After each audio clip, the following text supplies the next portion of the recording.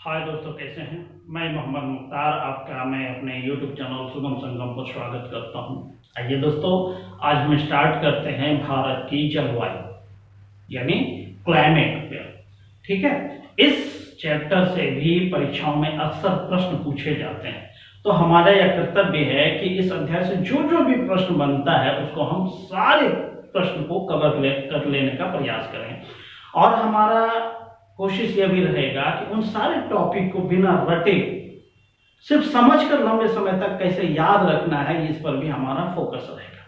तो आप वीडियो में लास्ट तक बने रहिए और हम देखते हैं कि आपको हम कितना कवर करा पाते हैं। क्योंकि ये जलवायु टॉपिक बड़ा है, इस पर जो है कि बहुत सारा मंथन होता है, तो हो सकता है एक से ज्यादा 2-4 वीडियो में बने। तो हम कोशिश करते हैं, हमें यह खुद नहीं पता ये वीडियो कितना बड़ा होगा, तो हम कोशिश करेंगे कि जितना कम से कम समय में हम कवर कर पाए उतना हमारा प्रयास रहेगा। तो आइए स्टार्ट करते हैं दोस्तों। आप हेडिंग देख पा रहे हैं कि भारत की जलवायु, जिसे हम क्लाइमेट भी कहते हैं। ठीक है, तो भारत की जलवायु पे आगे बढ़ने से पहले हमारा यह कर्तव्य है कि पहले हम यह समझ लें कि जलवायु क्या है या जलवायु किसे कहते हैं। क्लियर? तो पहले हमारा फोकस होगा कि जलवायु को समझ लेते हैं। आइए स्टार्ट करते हैं। जलवायु, जिसे हम क्लाइमेट भी कहते हैं। क्लियर दोस्तों? तो जलवायु पे अगर बात किया जाए तो इसको हम इस तरह परिभाषित कर सकते हैं कि किसी क्षेत्र या देश में लंबे समय तक रहने वाले तापमान, वर्षा, वायुमंडलीय दाब, पवनों का वेग एवं गति को सम्मिलित रूप से जलवायु कहा जाता है। क्लियर? इसको अगर हम लिखने का प्रयास करें तो इस तरह लिखेंगे, किसी क्षेत्र या देश में लंबे समय के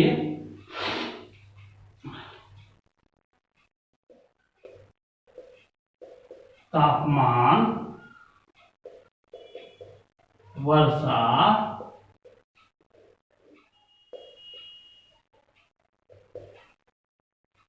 वायुमंडलीय दाब, या इसे आप वायु दाब भी कह सकते हैं। ठीक है, तथा पवनों की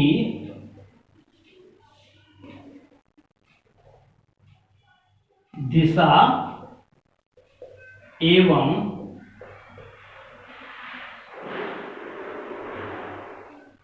वेग को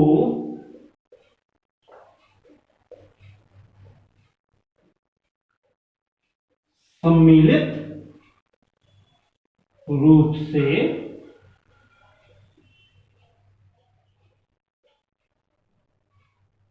जलवायु या क्लाइमेट कहा जाता है। क्लियर है दोस्तों?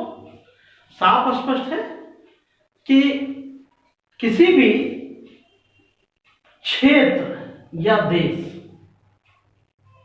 यहां तक कोई दिक्कत नहीं, किसी भी क्षेत्र या देश में लंबे समय के तापमान, वर्षा, वायुदाब और पवन की दिशा एवं वेग को सम्मिलित रूप से, अर्थात इसमें जो है कि सारी चीजें एक साथ आती हैं। सिर्फ आप वायुदाब को नहीं गिन सकते या पवन की दिशा को नहीं गिन सकते, तापमान को ही अकेला नहीं गिन सकते, न वर्षा को अकेला गिन सकते।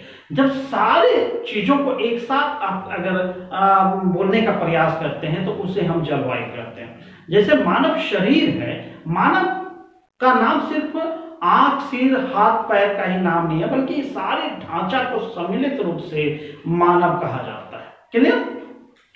तो जलवायु क्या है इसे आप समझ गए हैं, बहुत ज्यादा दिमाग लगाने की इसमें जरूरत नहीं है। अब दूसरा टॉपिक हम ये कहते हैं कि जैसे जलवायु का अध्ययन हम किस में करते हैं, क्योंकि हर चीज है, हर चीज का एक विज्ञान है, एक शास्त्र है, तो उसी तरह जलवायु का भी एक विज्ञान है। जलवायु का हम अध्ययन किसमें करते हैं। ठीक है, तो इसको इस तरह करेंगे। दूसरा टॉपिक अगर बनता है इससे, जलवायु का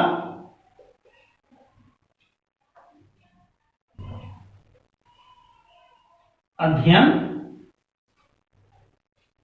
किया जाता है। क्लियर है?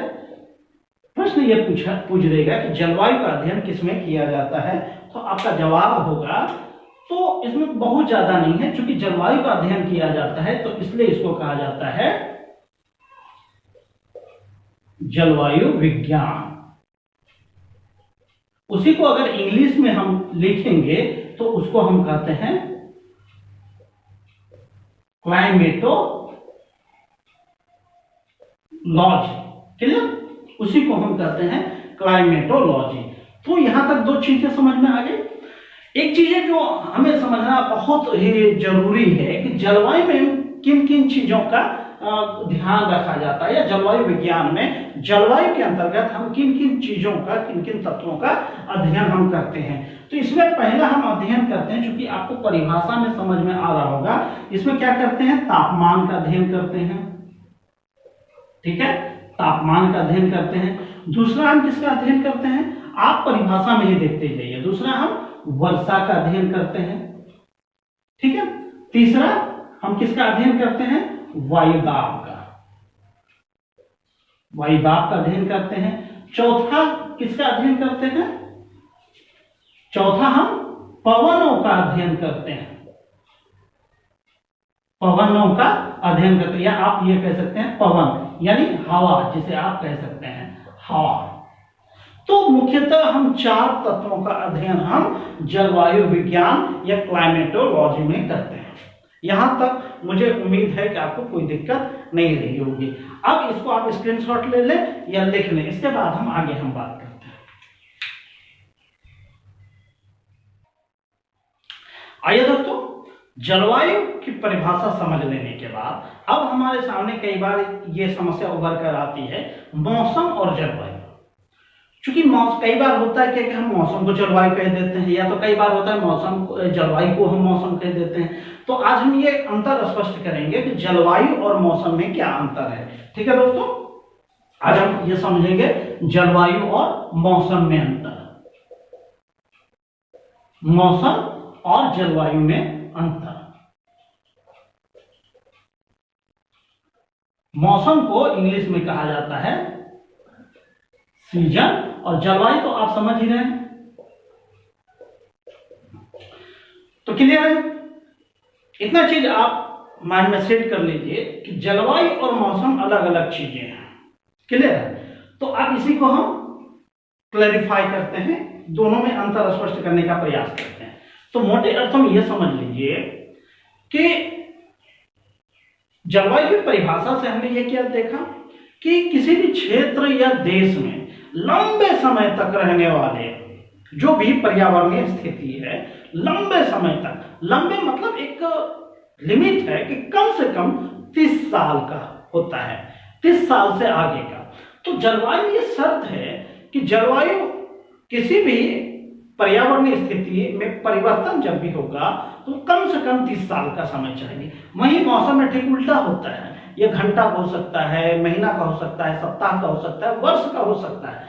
तो ये चीजें आप स्पष्ट हो गई कि मौसम में क्या होता है कि क्षणिक परिवर्तन होता है, पर्यावरणीय स्थिति में क्षणिक परिवर्तन होता है। वहीं जलवायु में क्या होता है कि लंबे समय के बाद परिवर्तन होता है। तो आइए देखते हैं, पहला अंतर हम इसमें स्पष्ट करते हैं कि मौसम में क्या है कि पर्यावरण में क्षणिक परिवर्तन होता है। ठीक है,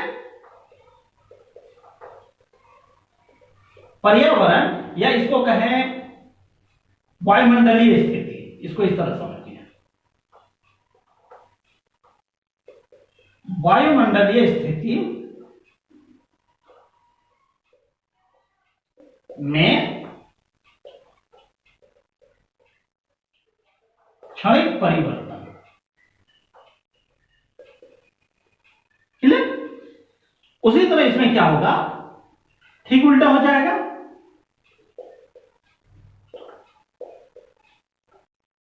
वायुमंडलीय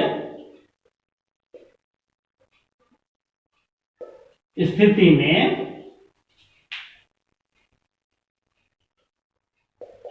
लंबे अंतराल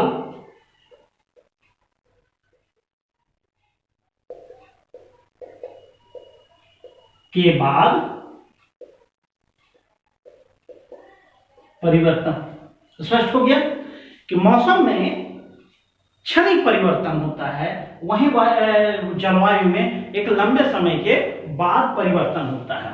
तो इसमें क्या होता है कि क्षणिक परिवर्तन जो है कि कब कितना होता है, वो 1 घंटे का हो सकता है, 1 दिन का हो सकता है, 1 सप्ताह का हो सकता है, 1 महीना का हो सकता है, या 1 वर्ष का हो सकता है। क्लियर? ये चीजें होती है मौसम में। वहीं जलवायु में क्या होता है कि इसमें मौसमी परिवर्तन कम से कम 30 वर्ष, न्यूनतम 30 वर्ष। तो क्लियर हो गया मौसम और जलवायु में प्रमुख अंतर। मौसम में क्या हो रहा है कि तुरंत परिवर्तन हो रहा है। आप ऐसे समझिए जैसे अभी बारिश का समय है, बारिश 1 दिन 2 दिन सप्ताह भर कंटिन्यू हो रहा है, तो इसे आप मौसम कहेंगे या जलवायु कहेंगे? इसे हम मौसम कहेंगे, क्योंकि यहाँ पे आप क्लियर कर पा रहे हैं कि मौसम 1 दिन में 1 घंटा में बदल सकता है, 1 दिन में बदल सकता है, सप्ताह में, महीना में या साल में भी बदल सकता है। वहीं जलवायु में क्या होता है, न्यूनतम 30 वर्ष का समय चाहिए। जैसे भारत की जलवायु मानसूनी जलवायु है, उसको हम मौसम नहीं कहेंगे कि मानसूनी मौसम है, नहीं, बल्कि हम उसे जलवायु कहेंगे। तो क्लियर हो गया कि मानसूनी भारत की जलवायु है या मौसम है। क्लियर है? कोई दिक्कत नहीं होनी चाहिए। तो मौसम और जलवायु क्लियर हो गया। कई बार इनसे भी संबंधित प्रश्न पूछा जाता है। ठीक है, अब चलिए इनको समझ लेने के बाद अब हम आगे बढ़ते हैं। पहले आप इनका स्क्रीनशॉट ले लें या लिख लें।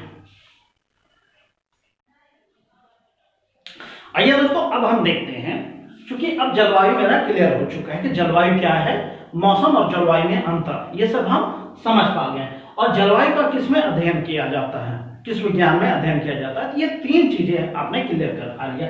अब हम बढ़ते हैं भारत की जलवायु की ओर। अब यहां तक हमें कोई दिक्कत नहीं होनी चाहिए। अब हम ये देखते हैं कि भारत की जलवायु क्या है।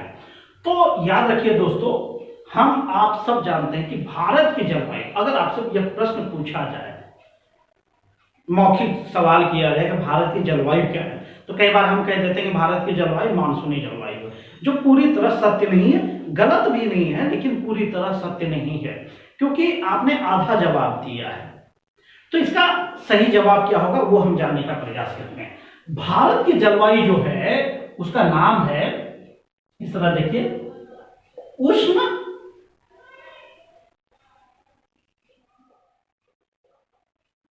कटिबंधीय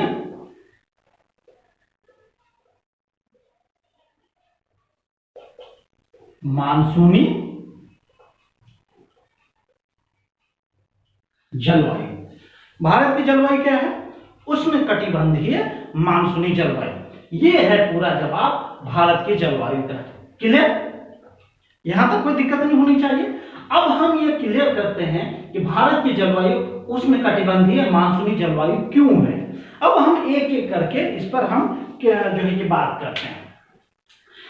पहली बात तो आप पीछे से देखिए, आपने जलवायु क्लियर कर लिया है, जलवायु किसे कहते हैं, ठीक है, यहां तो कोई दिक्कत नहीं। अब हम आगे से बढ़ते हैं। उष्ण कटिबंधीय, भारत की जलवायु उष्ण कटिबंधीय क्यों है, ठीक है, वो शीत कटिबंधीय क्यों नहीं है, या अन्य कटिबंधीय क्यों नहीं है। कटिबंध पे हम जो है कि विश्व भूगोल में हम बात करेंगे, यहां हमारा फोकस सिर्फ भारतीय जलवायु पर होगा। तो प्रश्न उठ सकता है कि भारत की जलवायु उष्ण कटिबंधीय क्यों है, उसके बाद मानसूनी पे हम बात करेंगे। तो याद रख लीजिए कि मान लीजिए ये भारत है, ठीक है, ये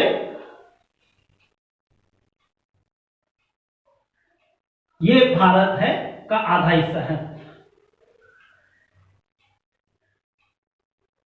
ठीक।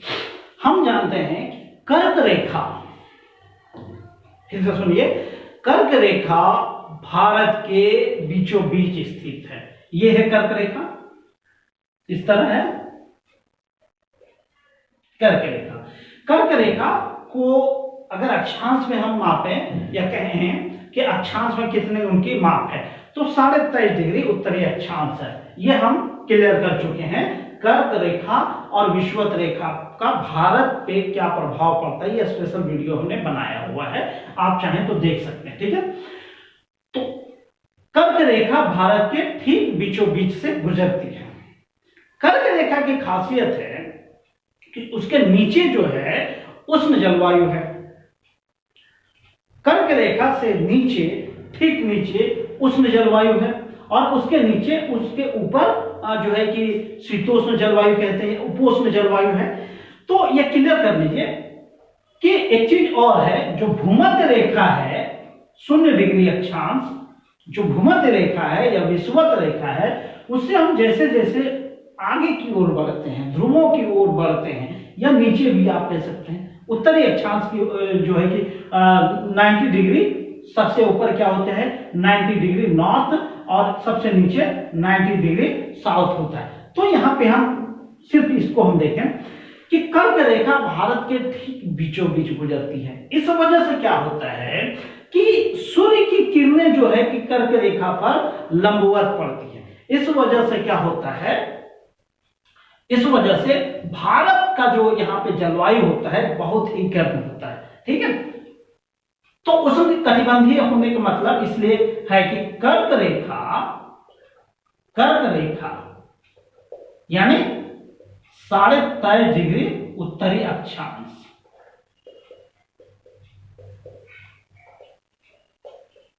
भारत के बीचों बीच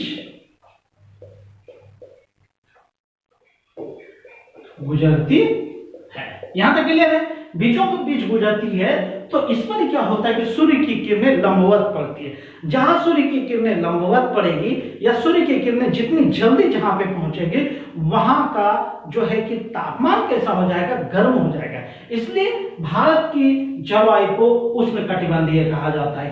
क्लियर है, स्पष्ट हो गया कि भारत की जलवायु को उष्ण कटिबंधीय क्यों कहा जाता है। एक लाइन में जवाब होगा कि कर्क रेखा या 23.5 डिग्री उत्तरी अक्षांश भारत के बीचों बीच गुजरती है, इसलिए यहां का जो जलवायु है गर्म है, इसलिए इसको उष्ण कटिबंधीय, उष्ण मतलब गर्म होता है। क्लियर, उष्ण कटिबंधीय जलवायु है।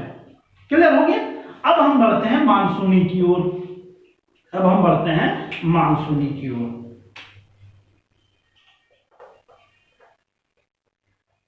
मानसूनी, अब मानसूनी पे हम बढ़ते हैं कि पहले तो ये हम जानने का प्रयास करते हैं कि मानसूनी नामकरण कैसे किया गया, इसको मानसूनी ही क्यों कहा जाता है। तो पहले ये क्लियर कर लेते हैं कि मानसूनी शब्द जो है, ये मानसूनी शब्द जो है अरबी भाषा के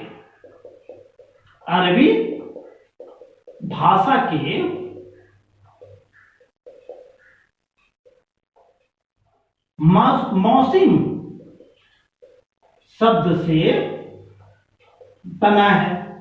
यहां तक याद रखने में कोई दिक्कत नहीं होना चाहिए। मौसम और मौसम, मौसम जो है,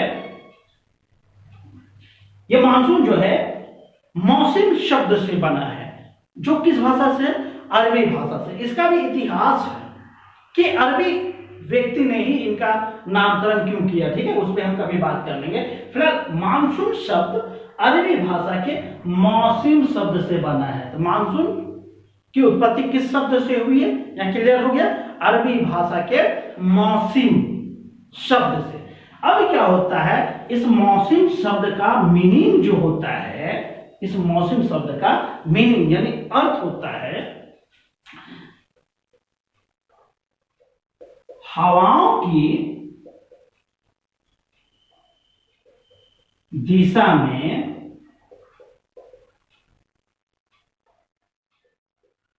ऋतुवत परिवर्तन।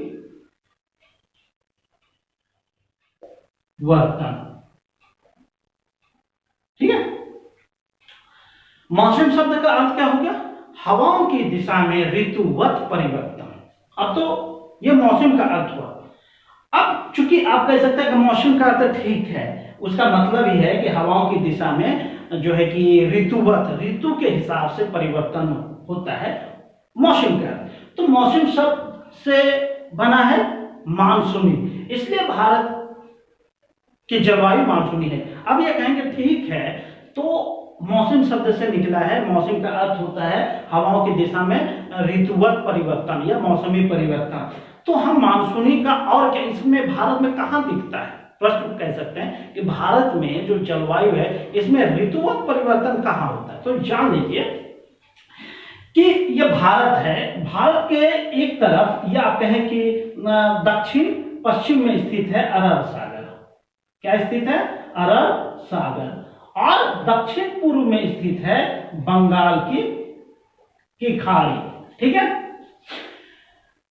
भारत की जलवायु पर जो है कि ये अरब सागर और बंगाल की खाड़ी का ही योगदान है। क्लियर? क्योंकि होता क्या है कि अरब सागर और बंगाल की खाड़ी से चलने वाली हवा की वजह से जो है कि पवनों की दिशा में, हवा की दिशा में ऋतुवत परिवर्तन होता है। अब इसको इस तरह समझिए, होता क्या, मान लीजिए अरब सागर से ये पवन चली, अरब सागर से ये हवा चली, तूफान जिसे आप कहते हैं, चक्रवाती तूफान, ये चली इस तरह, ये आगे बढ़ जाती है। ठीक है, इधर चली जाती है जो है कि केरल, तमिलनाडु, जो है कि कर्नाटक, गोवा, इस तरह होते हुए आगे जाती है और बारिश कराती है। और वहीं दूसरी तरफ बंगाल की खाड़ी से भी आता है, इस तरह जाता है। लेकिन वहीं होता क्या है कि लौटती मानसून की वजह से इस तरह यह दिशा बदलती है और फिर से वापस हो जाती है। तो आप देख क्या रहे हैं कि मौसम के हिसाब से कभी होता है कि ऊपर जा रही है, कभी मौसम जब बदला रुख चेंज हो जाता है पवन का। तो इस वजह से इसलिए इसको कहा जाता है भारत की जलवायु उष्णकटिबंधीय मानसूनी जलवायु है। तो क्लियर है एक बार फिर से कि भारत की जलवायु उष्णकटिबंधीय मानसूनी जलवायु क्यों है। उष्णकटिबंधीय का मतलब है कि भारत के बीचों बीच से कर्क रेखा गुजरती है। कर्क रेखा की वजह से क्या होता है, 23.5 डिग्री उत्तरी अक्षांश है, उसमें क्या होता है, सूर्य की किरणें लंबवत पड़ती है और जो है कि वो हिस्सा जो सूर्य के सबसे ज्यादा निकट हो जाता है। तो इस वजह से क्या होता है कि वो हिस्सा जो है कि सबसे ज्यादा गर्म हो जाता है और इस तरफ संपूर्ण भारत पे उसका प्रभाव पड़ता है। और दूसरा, मानसूनी इसलिए कहा जाता है क्योंकि मानसून शब्द जो है अरबी भाषा के मौसम शब्द से बना है। मौसम शब्द का अर्थ ही होता है हवाओं की दिशा में मौसमी परिवर्तन। ठीक है, मौसमी या ऋतुवत परिवर्तन। तो इसलिए चूंकि भारत में जो है कि वो हवाओं की दिशा जो है अरब सागर और बंगाल की खाड़ी से चलने वाली चक्रवाती तूफान पे निर्भर करता है। तो क्लियर हो गया भारत की जलवायु उष्णकटिबंधीय मानसूनी जलवायु क्यों है। तो अब इनको समझ लेने के बाद पहले आप चाहें तो इनका स्क्रीनशॉट ले सकते हैं या लिख सकते हैं। ठीक है, आइए दोस्तों, अब हम यह समझने का प्रयास करते हैं कि जलवायु को प्रभावित करने वाले कौन कौन से कारक हैं, या इसको आप भारत के संदर्भ में भी कह सकते हैं कि भारत की जलवायु को प्रभावित करने वाले कौन कौन से कारक हैं। ठीक है, अब हम एक एक कारक को देखेंगे कि जलवायु को प्रभावित करने वाले कौन कौन से कारक हैं, उसको हम भारत के संदर्भ में भी समझने का प्रयास करेंगे। ठीक है, तो देखिए जलवायु को प्रभावित करने वाले कई कारक हैं। क्लियर, अब हम एक एक करके आगे बढ़ते हैं। तो इस कड़ी में सबसे पहला आता है कि जलवायु को प्रभावित करने वाला जो पहला कारक है उसे कहा जाता है लैटिट्यूड। लैटिट्यूड, उसको आप अगर हिंदी में देखेंगे उसको कहा जाता है अक्षांश। ठीक है, तो जो क्षेत्र अक्षांश के सबसे ज्यादा निकट होगा, या फिर यूं कह सकते हैं कि भूमध्य रेखा या विषुवत रेखा के निकट जो क्षेत्र स्थित होगा वो सबसे ज्यादा गर्म होगा, क्योंकि सालों भर वहां पे एक तरह से कहो कि गर्मी ही पड़ती है। इसलिए और जैसे ही आप 0 डिग्री अक्षांश से आगे बढ़ते हैं, मान लीजिए ये 0 डिग्री अक्षांश है, इससे जब आप आगे बढ़ते हैं, ठीक है, जब आप आगे बढ़ते हैं या नीचे जाते हैं तो जलवायु पर उसका असर पड़ता है, कि जैसे आप 0 डिग्री से आगे उत्तर की ओर बढ़ते हैं तो वो धीरे धीरे जो है कि आप कम गर्मी का एहसास करते हैं, अनुभव करते हैं। उसी तरह ये चीजें भारत पे भी लागू होता है कि भारत 23.5 डिग्री उत्तरी अक्षांश पर स्थित है मुख्य रूप से। जब अक्षांश भारत के ठीक बीचों बीच से गुजरती है। क्लियर हो गया? ये हम अभी सिर्फ इसको समझना है कि कौन कौन से कारक जो है कि जलवायु को प्रभावित करता है, फिर हम एक एक करके उस पर हम अलग से बात करेंगे। अब जैसे अक्षांश है, ये बहुत लंबा टॉपिक है, इस पे हम अलग से वीडियो बनाएंगे, ठीक है ना। अब दूसरा देखिए, अब अक्षांश हो गया, दूसरा है एल्टीट्यूड।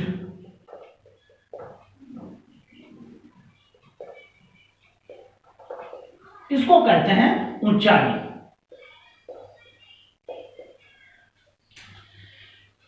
जलवायु को प्रभावित करने जो है कि में ऊंचाई का बहुत बड़ा योगदान। ऊंचाई ये भूमि की ऊंचाई से है, जो जितना ऊंचा होगा। सब थोड़ी देर के लिए समझिए कि जो समुद्र तल से जितना नीचा होगा या समुद्र तल के जो ज्यादा निकट होगा वो ज्यादा ठंडा और गर्म बहुत जल्दी जल्दी अनुभव करेगा, और जो जितना ऊंचा होगा वहां पर इसके ठीक विपरीत जो है कि जलवायु पाया जाएगा। भारत में भी ठीक वैसे ही है। भारत में ठीक वैसे ही है कि दक्षिण में जो ये भारत का हिस्सा है, तमिलनाडु का ये कन्याकुमारी है, ठीक है, कन्याकुमारी है, और यहाँ पे चेन्नई है। क्योंकि समुद्र तल की ऊंचाई हम अगर ज्ञात करते हैं वो चेन्नई से ही हम ज्ञात करते हैं संपूर्ण भारत का। तो जो जितना ऊंचा होगा वहां का तापमान उतना अलग होगा, या यूं कहे वहां ज्यादा गर्मी का अनुभव होगा बनिस्बत नीचे के। तो ये ऊंचाई डिपेंड करता है जलवायु को प्रभावित करने में। तीसरा जो है कि वो अगर जलवायु को प्रभावित करने वाला अगर तीसरा कारक है, उसको हम कह सकते हैं नियरनेस ऑफ सी। मतलब इसको कहते हैं समुद्र से निकटता। जलवायु को प्रभावित करने में यह तत्व भी बहुत बड़ा योगदान निभाता है। अब इसमें कैसे निभाता है वो चीज को देख लीजिए कि जो एरिया समुद्र के जितना निकट होगा वो एरिया जो है उतना ज्यादा जो है कि समान होगा, ना ज्यादा गर्मी का अनुभव होगा ना ज्यादा ठंडी का अनुभव होगा। वो इस तरह होता है कि ये देखिए, ये अरब सागर है, यहाँ पे इधर बंगाल की खाड़ी है। दिन में क्या होता है, क्योंकि एक चीज समझिए कि जल का जो है कि गुप्त उष्मा जो है कि उसमें ज्यादा गुप्त उष्मा होती है। होता क्या है कि जल देर से गर्म होता है और देर से ठंडा होता है, ये चीजें होता है। और वही भूमि पर अलग बात है, वो जल्दी गर्म भी हो जाता है, जल्दी ठंडा भी हो जाता है। होता क्या है कि सूर्य उगने पर होता है कि दिन में यह हिस्सा गर्म होने लगता है, और चूंकि ये देर से गर्म होता है, तो इस वजह से चूंकि ये गर्म होता है तो यहां से हवा समुद्र की ओर आने लगती है। तो इस वजह से यहां का तापमान मैनेज हो जाता है। वहीं जब रात होती है तो होता क्या है कि ये हिस्सा जल्दी ठंडा हो जाता है, लेकिन इसकी गुप्त उष्मा ये तब तक गर्म हो चुका होता है। समुद्र का पानी गर्म हो चुका होता है, उसकी गुप्त उष्मा होती है, तो स्थल पहले ठंडा हो चुका होता है, ये गर्म। तो रात में क्या होता है कि ये ठंडा होने की वजह से समुद्र से जो है हवाएं स्थल की ओर आती है, तो इस वजह से ये ज्यादा ठंडा नहीं हो पाती और मैनेज हो पाता है। तो इस तरह क्लियर हो गया। और वही चीजें क्या होती है, यहाँ पे समुद्र से निकट है तो वहां का समान होगा, न तो ज्यादा ठंडी होगा न तो ज्यादा गर्म होगा। वही चीजें आप भारत के उत्तर चले जाइए, लेह लद्दाख कश्मीर की ओर चले आइए, उत्तरी भारत का जो भी हिस्सा है, आप उत्तर प्रदेश, बिहार, जो है कि बंगाल, पंजाब, हरियाणा देख लीजिए, वहां की जलवायु ठीक इससे विपरीत होता है। वो गर्म हो गया तो गर्म ही रहेगा, ठंडा हो गया तो ठंडी, मतलब वहां गर्मी का भी असर होता है, समय समय पर ठंडी का भी असर होता है। क्लियर? अब देखिए चौथा जो है कि महत्वपूर्ण टॉपिक है डायरेक्शन ऑफ विंड। मतलब हवाओं की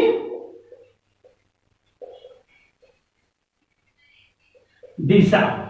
जलवायु को प्रभावित करने में हवाओं का भी महत्वपूर्ण योगदान है।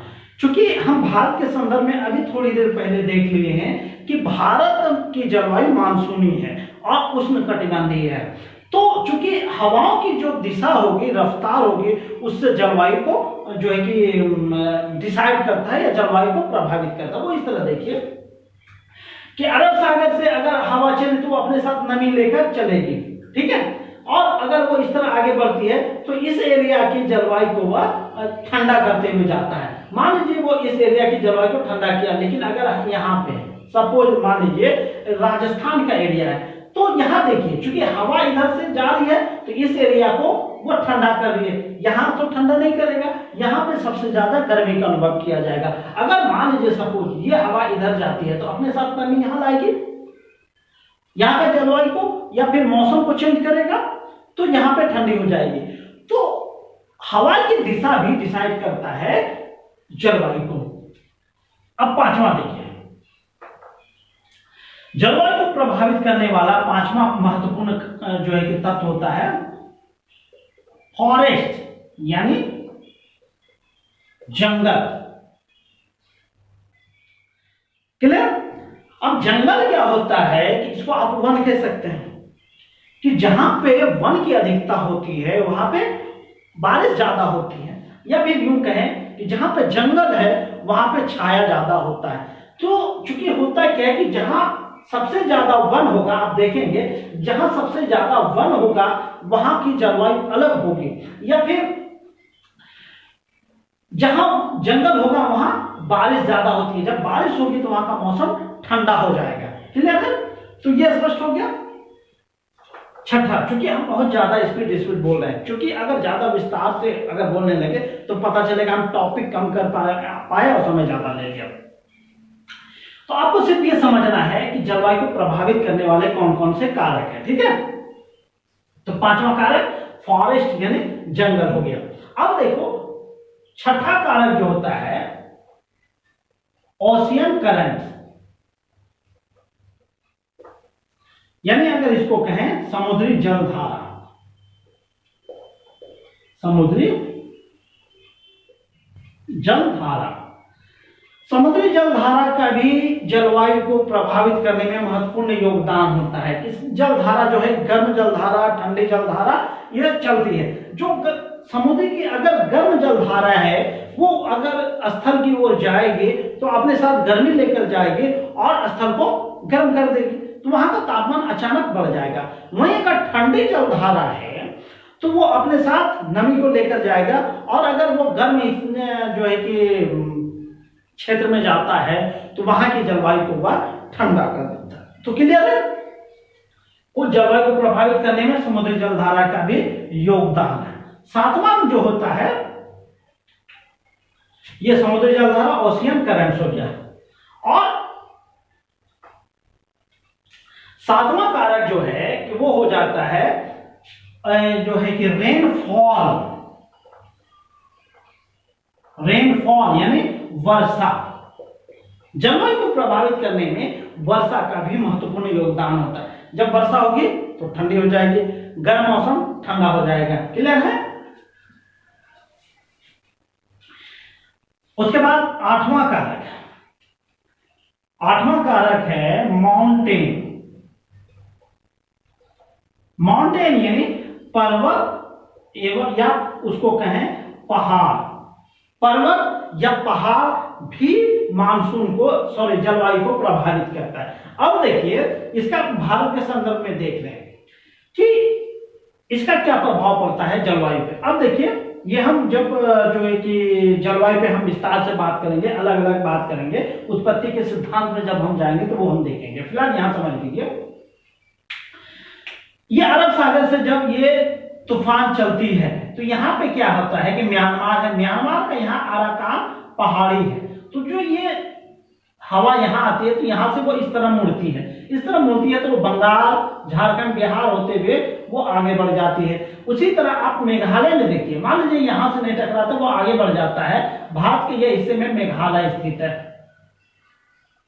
मेघालय में पहाड़ जो है वो कीट के आकार के, और मेघालय में 3 फेमस पहाड़ है, गारो, खासी, जयंतिया।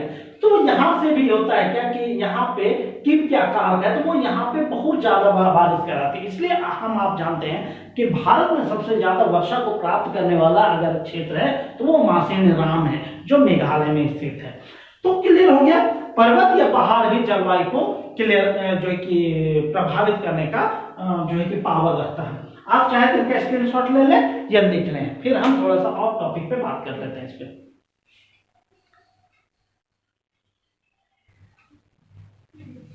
आइए देखते हैं और कौन कौन से कारक हैं जलवायु को। 8 कारक हमने देख लिए, अब 9वां हम देखते हैं। तो 9वां जो जलवायु को प्रभावित करने वाला कारक है उसको हम सॉइल यानी मिट्टी के नाम से जानते हैं। इस पे भी ये सब जो भी टॉपिक है इस पर अलग से एक वीडियो बनाना पड़ेगा, तभी ये क्लियर हो पाएगा। क्लियर, जलवायु को प्रभावित करने में मिट्टी का बहुत बड़ा योगदान होता है। होता क्या है कि जहां की मिट्टी नर्म होती है तो वो मिट्टी बह जाती है, वो जलवायु का असर पड़ता है। और जहां की कड़ा होता है या फिर कठोर मिट्टी होती है तो वो किसी भी तरह से जो है कि उसका जो है कि बहाव नहीं होगा, या फिर उसको कहें वो कटेगा छटेगा नहीं। तो क्लियर है। और ये तो हो गया कि जलवायु को प्रभावित करने वाले महत्वपूर्ण कारक। इसके अलावा भारत के जलवायु को जो विशेष रूप से प्रभावित करता है उस पर अन्य प्रमुख जो है कि कारक होता है। अब देखिए उसमें कौन कौन सा होता है, जैसे जेट स्ट्रीम, इस पर भी अलग से एक वीडियो बनाएंगे। फिलहाल मोटे अर्थों में ये समझ लीजिए कि जो हवा की परत है, मान लीजिए ये भूमि है, ठीक है, ये पृथ्वी है, इसके चारों ओर हवा का परत है। वायुमंडल पे भी अलग से हम वीडियो बनाएंगे। मुख्यतः वायुमंडल को 5 भागों में बांटा गया। तो सबसे निचली परत जो है वह क्षोभ मंडल है। क्षोभ मंडल के ऊपरी सतह पे जो है वह क्षोभ सीमा कहा जाता है। समताप मंडल से जो है कि नीचे कहें क्षोभ मंडल के ऊपरी सीमा क्षोभ सीमा को कहते हैं। वहां पर वो हिस्सा जो है कि सतह से जो है कि लगभग 12 किलोमीटर की ऊंचाई होती है। वहां पर बहुत ही तीव्र गति से हवाएं चलती है, तूफान चलती है। उसकी रफ्तार जो है कि 150 किलोमीटर प्रति घंटा से 300 किलोमीटर प्रति घंटा होती है। तो उसका भी असर जो है कि जलवायु पर पड़ता है, भारतीय जलवायु पे पड़ता है। अब इसके अलावा और देख लीजिए दक्षिणी दोलन, भारत की जलवायु को प्रभावित करने में जो महत्वपूर्ण कारक है वह दक्षिणी दोलन है। उसको इस तरह समझिए, इस सब पे अलग से एक वीडियो बनाना पड़ेगा। दक्षिणी दोलन वो समझिए, ये भारत है का दक्षिणी हिस्सा, यहां पे क्या है, हिंद महासागर है। हिंद महासागर से जो हवाएं चलती है उस वजह से भी भारतीय जलवायु प्रभावित होती है। क्योंकि अभी तक हम अरब सागर और बंगाल की खाड़ी को देख रहे थे, हिंद महासागर को नहीं हम देख पा रहे। जो हिंद महासागर से जो तूफान चलती है या फिर कहें कि वेग से तीव्र गति से हवा चलती है उसको हम दक्षिणी दोलन के नाम से जानते हैं। अब आप देख लीजिए 12 नंबर जो महत्वपूर्ण योगदान होता है उसको कहा जाता है पश्चिमी विक्षोभ। इसको इस तरह समझ लीजिए, अरब सागर और बंगाल की खाड़ी से चलने वाले चक्रवाती तूफान को हम विक्षोभ के नाम से या पश्चिमी विक्षोभ के नाम से हम जानते हैं। क्लियर है, ये चीजें हैं क्या कि भारत की जलवायु को प्रभावित करने में योगदान है। अब आगे और देख लीजिए और जो महत्वपूर्ण कारक है जिसपे अलग से हम बात कर सकते हैं, एल नीनो, इसका भी महत्वपूर्ण योगदान है भारत की जलवायु में। होता क्या है कि पेरू के तट के पास से, कहां से,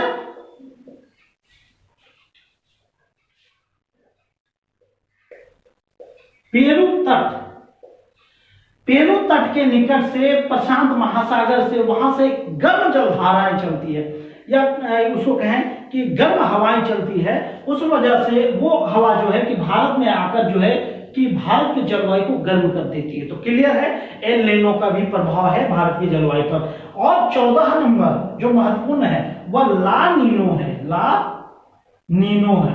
ला नीनो ठीक एल नीनो का विपरीत है। यह ठंडी जलधारा है, यह ठंडी जलधारा या ठंडी हवा है। जब ठंडी हवा होगी तो उसके साथ नमी होगी, जब नमी होगी तो जलवायु को ठंडा कर देगी। तो इस तरह दोस्तों आज हम इस वीडियो में क्या सीखे, जलवायु की परिभाषा, जलवायु का अध्ययन करने वाला विज्ञान और जलवायु और मौसम में अंतर और भारत की जलवायु या जलवायु को प्रभावित करने वाले महत्वपूर्ण तत्व। चूंकि वीडियो बहुत बड़ा हो चुका है दोस्तों, इसलिए हमें यहाँ क्लोज करना पड़ेगा। नेक्स्ट वीडियो में हम और बात करेंगे, ठीक है। तो आई होप कि आपको समझ में आया होगा। इसी उम्मीद के साथ कि आप अपनी पढ़ाई जारी रखिए, अपने जीवन में आगे बढ़िए। इसी उम्मीद के साथ थैंक यू। जय हिंद, जय भारत।